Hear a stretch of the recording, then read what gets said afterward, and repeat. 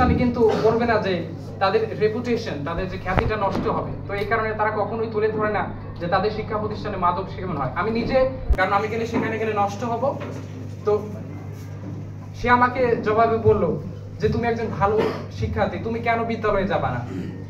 কিন্তু দেখা গেছে বর্তমান বাংলাদেশে 80% বিদ্যালয়গুলোতে সেখানে মাদক সেবন হয়, বিড়ি সিগারেট তারা বিদ্যালয়ে সেগুলো সেবন করে থাকে। তো সেই ক্ষেত্রে শিক্ষকদেরও এটা অ্যাপারেন্টলি এটা একটা সামাজিক সমস্যা। তো এটা আমি সকলকে আহ্বান জানাবো এটা যেন প্রতিরোধ করে।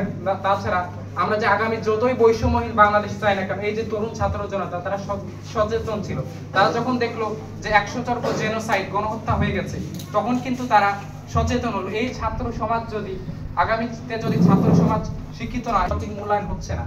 এখানে নেপোটিজম, স্বজনপ্রীতি প্রত্যেকটা ক্ষেত্রে হচ্ছে। আমি যদি বলি, যেখানে শিক্ষা প্রতিষ্ঠানে যে বিভিন্ন সরকারি যে প্রতিষ্ঠানে যে পরীক্ষাগুলো হয়ে থাকে, যেখানে কেন্দ্র হয়, সেখানকার শিক্ষার্থীরা অনেকে তাদের ট্যালেন্ট এক্সপ্রেস করে থাকলে, রিভিল করে থাকলে কিন্তু সেখানে রাজনৈতিকভাবে অথবা স্বজনপ্রীতির মাধ্যমে সেখানে তারা কিন্তু পেয়ে থাকে। তো if I say is the authority is referency pilots, they will get the things. If I go to the next level in district Magura, there will be the Magura government. আমি 2024 সালে খুলনায় গিয়েছি জাতীয় শিক্ষা সপ্তাহে, সেখানেও কিন্তু দুর্নীতি হয়েছে। সেখানে 90% দেয়া হয় খুলনা ক্যান্টনমেন্ট থেকে, সেখানে সেরা শিক্ষক হয় খুলনা।